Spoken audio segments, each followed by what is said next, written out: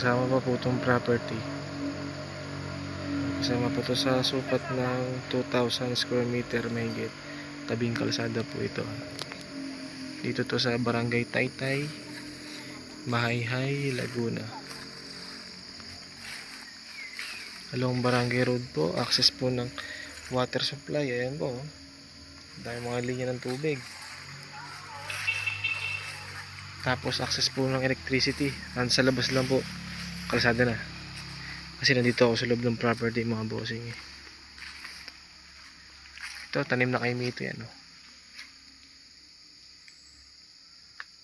Along Barangay Road. Mahaba po yung frontage niya, siguro mga nasa 100 meters po frontage niya. Ayan, may tanim din na langka, kawayan, may mga lansones din sa property, tsaka ilang puno ng niyog. Ayan, kalsada na ho yan. Ayan, kalsada na yan.